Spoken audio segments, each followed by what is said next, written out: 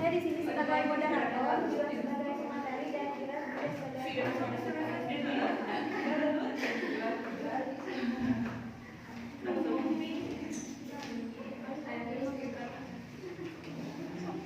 pertama, presentasi kami akan menjelaskan tentang apa sih itu pengertian nasib dan masuk, dan yang akan dijelaskan oleh Juan. Pengertian nasib dan masuk. Secara etimologi, nasib berarti pembatalan, penghapusan atau peniadaan. Secara istilah, yaitu membatalkan suatu hukum dengan dalil yang datang kemudian. Sedangkan mansukh menurut bahasa berarti sesuatu yang dihapus atau dihilangkan atau dipindahkan atau disalin. Sedangkan menurut istilah para ulama, mansukh ialah hukum syarak yang diambil dari dalil syarak yang pertama yang belum diubah dengan dibatalkan dan diganti dengan hukum dari dalil syarak baru yang datang kemudian. Di dalam nasib mansukh itu terdapat ada syarat dan rukun nasib. Nah, syarat nasib itu adalah yang pertama, nasib itu harus terpisah dari mansukh. Artinya nasib itu kan pengganti, mansukh itu yang diganti. Maksudnya lafadznya misalnya Al-Quran datang dari Allah tapi tidak sesuai dengan syariat, maka Allah itu menurunkan lagi lafadz Al-Quran untuk menggantikan hukum sebelumnya agar terrealisasi gitu, agar sesuai dengan hukumnya. Yang kedua itu adalah nasib harus lebih kuat atau sama kuatnya dengan mansukh. Ketiga, nasib harus berupa dalil-dalil yang sara. Dalil-dalil yang sara itu adalah dalil-dalil yang sesuai dengan hukum Allah dan Rasulullah. Nah, yang ketiga itu adalah mansukh tidak dibatasi pada suatu waktu. Dan yang kelima adalah mansukh harus hukum-hukum sara. Nah, rukun nasib itu akan dibacakan oleh Rukun nasib itu ada 4, diantaranya adalah 1. Ada al-nasakh, yaitu pernyataan yang menunjukkan pembatalan, penghapusan berlakunya hukum yang telah ada. Yang kedua, nasik yaitu Allah Ta'ala karena dialah yang membuat hukum dan dia pula yang membatalkannya sesuai dengan kehendaknya. Oleh sebab itu, nasik itu pada hakikatnya adalah Allah. Yang ketiga, mansukh yaitu hukum yang dibatalkan, dihapuskan atau dipindahkan. Dan yang keempat, mansukh anhu yaitu orang yang dibebani hukum.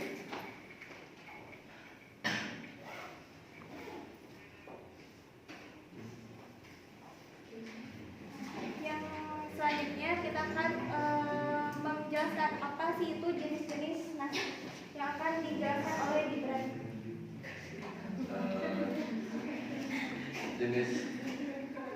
Jenis-jenis nasib itu ada dibagi 4. Yang ke satu, naskah Al-Quran dengan Al-Quran, misalnya ayat tentang iddah 4 bulan 10 hari. Yang kedua, naskah Al-Quran dengan As-Sunnah. Naskah Al-Quran dengan hadis ahad, akan tetapi jumhur ulama sepakat bahwa ini tidak berlaku karena Al-Quran adalah mutawatir. Naskah Al-Quran dengan hadis mutawatir, naskah semacam ini diperbolehkan oleh Malik, Abu Hanifah dan Ahmad. Yang ketiga, naskah Al-Sunnah dengan Al-Quran ini dibolehkan oleh jumhur sebagaimana masalah menghadap ke Bait Al-Maqdis yang ditetapkan dengan As-Sunnah, dan di dalam Al-Quran tidak terdapat dalil yang menunjukkannya. Ketetapan ini kemudian dinasakh oleh Al-Quran dengan firman-Nya, sungguh kami sering melihat mukamu menghadap ke langit, maka sungguh kami akan memalingkan kamu ke kiblat yang kamu sukai. Palingkanlah mukamu ke arah Masjidil Haram, dan di mana saja kamu berada, palingkanlah kamu ke arahnya. Dan sesungguhnya orang-orang Yahudi Nasrani yang diberi Alkitab, Taurat dan Injil memang mengetahui bahwa berpaling ke Masjidil Haram itu adalah benar dari Tuhannya, dan Allah sekali-kali tidak lengah dari apa yang mereka kerjakan. Al-Baqarah ayat 144.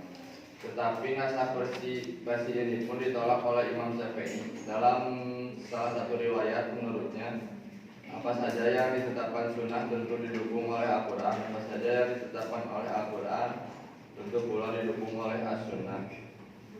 Hal Hal ini karena Al-Quran dan As-Sunnah harus senantiasa sejalan dan tidak bertentangan. Dan yang keempat, nasah sunnah dengan sunnah dalam hal ini ada 4, yaitu nasah mutawatir dengan mutawatir, nasah ahad dengan ahad, tiga nasah ahad dengan mutawatir, dan keempat nasah mutawatir dengan ahad. Jika bentuk pertama diperbolehkan sedangkan yang keempat terjadi silang pendapat.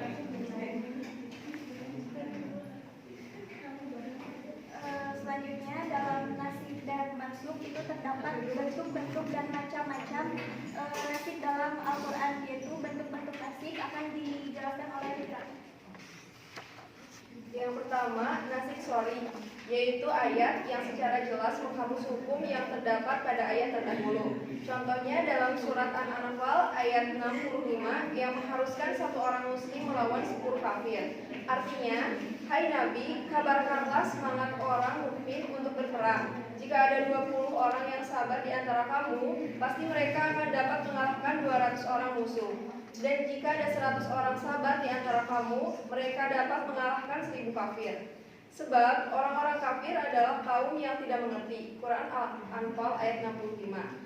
Ayat ini menurut jumhur ulama dihapus oleh ayat yang mengharuskan satu orang mukmin melawan 2 orang kafir pada ayat 66 dalam surat yang sama.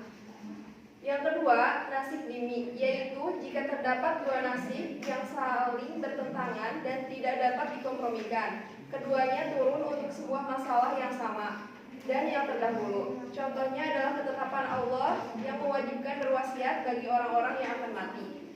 Yang ketiga, nasib kuli, yaitu penghapusan hukum sebelumnya secara keseluruhan. Contohnya ketentuan iddah 4 bulan 10 hari pada surat Al-Baqarah ayat 234 dihapus oleh ketentuan iddah 1 tahun pada ayat 240 dalam surat yang sama. Yang keempat, nasib juz'i, yaitu penghapusan hukum umum yang berlaku bagi semua individu dengan hukum yang hanya berlaku bagi sebagian individu, atau penghapusan hukum yang bersifat mutlak dengan hukum yang muqayyad.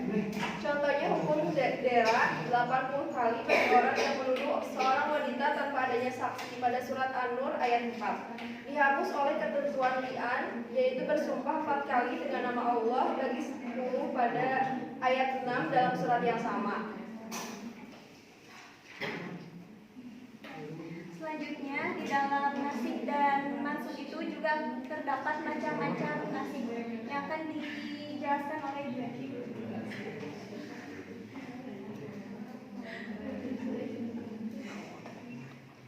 Macam-macam nasib terbagi menjadi 3, yaitu menasib bacaan ayat dan hukum sekaligus nasib tilawati, yaitu menghapuskan bacaan ayat dan hukum isinya sekali, sehingga baca ayat-ayatnya sudah tidak ada contohnya. Adalah penghapusan ayat yang mengharamkan kawin dengan saudara persepupuan karena bersama-sama, menetap kepada seorang ibu dengan 10 kali susuan yang dinasak dan diganti dengan 5 kali susuan. Hukum dari nasab ini telah disepakati kebolehannya oleh para ulama yang menyetujui nasab. Yang kedua, menasih hukum tanpa menasak bacaan. Naskul hukmi dunat tilawati, yaitu tulisan dan bacaan ayatnya masih ada dan masih boleh dibaca, tetapi si hukum ajaran sudah dinasak, sudah dihapus dan diganti dengan yang lain, sehingga sudah tidak boleh diamalkan lagi. Contohnya dalam surat Al-Baqarah 240 yang berisi tentang istri-istri yang dicerai dan suaminya itu harus beriddah selama 1 tahun. Tetapi kemudian Allah Subhanahu wa taala hukum ayat tersebut sehingga keharusan beriddah selama 1 tahun sudah tidak berlaku lagi. Yang ketiga, menasik bacaan ayat tanpa menasik hukumnya. naskut tilawati duna hukmi, yaitu tulisan ayat yang dihapus sehingga sudah tidak dapat dibaca lagi, tetapi hukum isinya masih tetap berlaku dan harus diamalkan.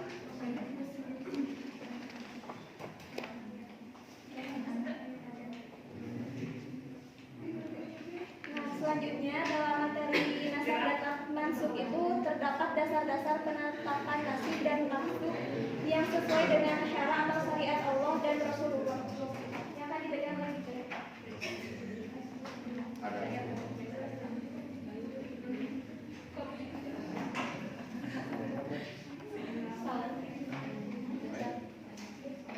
Dasar-dasar penetapan nasib dan mansub. Makna Al-Quran menetapkan 3 dasar untuk menegaskan bahwa suatu ayat dikatakan nasik atau menghapus. Ayat lain mansub atau dihapus. Ketiga dasar adalah yang ke-1 melalui pentramisan yang jelas an-naql al-sharih dari Nabi atau para sahabatnya seperti hadis kuntu naihaytukum ziarat al-kubur ala fajuruha. Aku dulu kalian berziarah kubur, sekarang berziarahlah. Juga seperti ungkapan Anas berkaitan dengan asab sumur maunah wa nuzilla fihim Quran korona kata rupiah. Untuk mereka telah turun ayat sampai akhirnya dihapus. Yang kedua melalui kesepakatan umat bahwa ayat ini nasik dan ayat itu mansukh. Yang ketiga melalui studi sejarah mana ayat yang lebih belakang turun sehingga disebut nasik dan mana yang duluan turun sehingga disebut mansukh.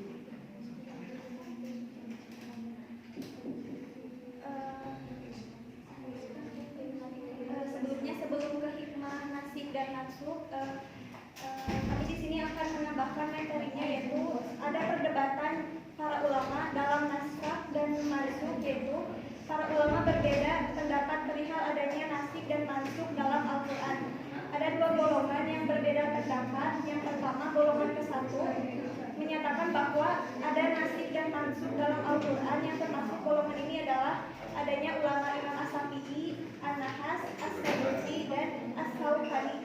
Alasan mereka tentang perbedaan pendapat naskah dan mansukh ini adalah adanya berdasar dalil Al-Quran sendiri dalam surat Al-Baqarah ayat 106 yang mengindikasikan pemberitahuan Allah Subhanahu wa taala bahwa ada ayat yang diganti oleh ayat lain. Yang kedua itu adalah karena adanya kenyataan beberapa ayat memperlihatkan perlawanan antara lahiriah ayat yang satu dengan yang lain. Lalu yang kedua itu adalah perbedaan pendapat naskah dan mansukh, golongan kedua yang dibacakan oleh Golongan kedua menyatakan bahwa tidak ada nasib dan mansukh dalam Al-Quran. Yang termasuk golongan ini adalah Abu Muslim Isfahan 322 Hijriah. Yang kedua Al-Fakhr Razi 504 sampai 606 Hijriah. Yang ketiga Muhammad Abdul 1325 Hijriah. Yang keempat Rashid Ridho 1354 Hijriah. Yang kelima Dr. Taufik Siddiqi 1298 Hijriah. Yang keenam Ubay bin Ka'ab. Alasan-alasan mereka. Yang pertama, tidak ada keterangan spesifik dan tegas dari Al-Quran. Yang kedua, tidak ada keterangan hadis yang sahih atau jelas yang meyakinkan perihal adanya ayat yang dimansukh itu dan ayat apa yang dimansukh. Yang ketiga, melihat pendapat para ulama yang menyatakan adanya nasik dan mansukh tidak kompak. Yang keempat, setelah direnungkan ternyata ayat yang nampaknya berlawanan itu masih bisa dikompromikan. Dan yang terakhir, tidak adanya hikmah, nasik dan mansukh dalam Al-Quran.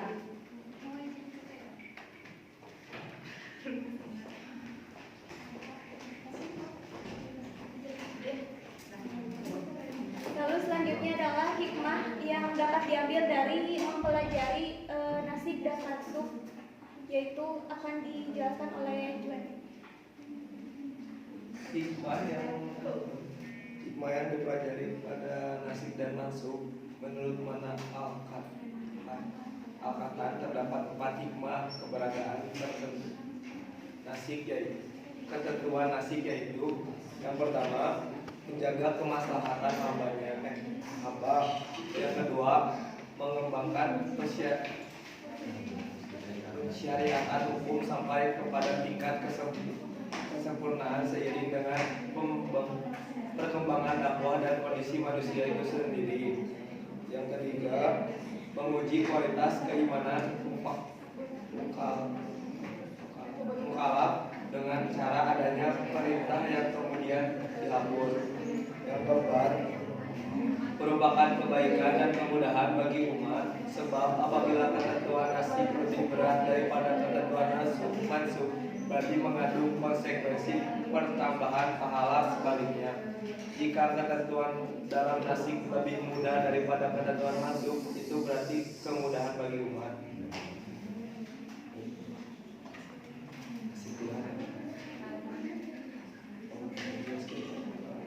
Nah, sebelum ke kesimpulan, di sini saya akan menjelaskan kembali apa sih nasib dan mansub itu gitu. Nasib itu adalah penghapus yang menghapus, sedangkan mansub itu adalah yang dihapus. Jadi nasib itu apa? Menghapus. Ya, menghapus yang menjadi yang menghapus mansub. Maksudnya itu gini, ayat mana Allah dalam dalil Al-Qur'annya, ayat mana saja yang akan kami hapus atau kami hilangkan akan kami ganti dengan yang lebih baik atau yang semisal. Contohnya, ayat yang dimaksud itu adalah ayat yang dihapus oleh nasib karena tidak sesuai dengan syara, yaitu hukum Allah dan Rasulullah.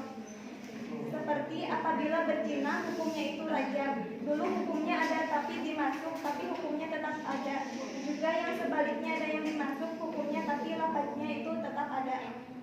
Misalnya itu gini, dalam hukum rajam Allah kan tidak sesuai, misalnya hukum rajam itu menurunkan lafaz ke kita semua. Namun Allah kembali menurunkan apa itu namanya ayat Al-Qur'an untuk memperjelas bahwa sebagai penghapus yang dihapus oleh nasib itu sendiri. Nah, itu adalah macam-macam nasib. Itu adalah nasib sunnah dengan sunnah. Artinya itu adalah sebuah hadis. Nasib hadis misalnya itu dari Rasulullah. Rasulullah misalnya mempunyai satu hadis, namun hadis itu sendiri itu tidak sesuai dengan syariat, lalu diganti oleh hadis yang lain. Begitu. Lalu yang kedua itu nas sunnah dengan Al-Quran. Artinya kita itu mempunyai satu hadis, namun hadis itu tidak sesuai dengan apa yang kita perbuat nih, tidak sesuai dengan hukum. Lalu Allah menurunkan Al-Quran untuk menggantikan hadis itu agar hukumnya itu jelas gitu. Yang ketiga itu adalah nas Al-Quran dengan Al-Quran. Dalam penggantian lafaz Al-Quran dengan Al-Quran itu tidak ada yang harus dinas antara ayat-ayat Al-Quran, karena tidak ada yang bandil dalam Al-Quran itu menurut salah satu ulama. Tapi ada juga ulama yang berpendapat bahwa menyatakan ada juga yang dinas ayat Al-Quran tetapi bukan menghapus dan membatalkan, yang berarti hanya merubah atau mengganti keduanya saja gitu. Dan yang terakhir itu adalah nas Al-Quran dengan sunnah. Nah, di dalam nas Al-Quran atau penghapusan ya antara Al-Quran dengan sunnah tidak ada, karena Al-Quran kan kedudukannya lebih tinggi daripada sunnah, sehingga tidak ada Al-Quran menjadi Al-Quran digantikan oleh sunnah gitu. Seperti contohnya pada nas Al-Quran dengan Al-Quran itu pada surat Al-Fussilat, yang artinya itu yang tidak akan didatangi oleh kebatilan baik di depan maupun dari belakang, pada masa lalu yang akan datang, yang diturunkan dari tulang yang dari Tuhan yang maha bijaksana dan maha terpuji.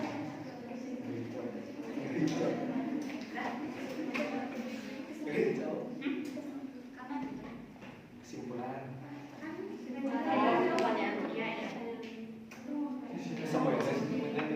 Simpan.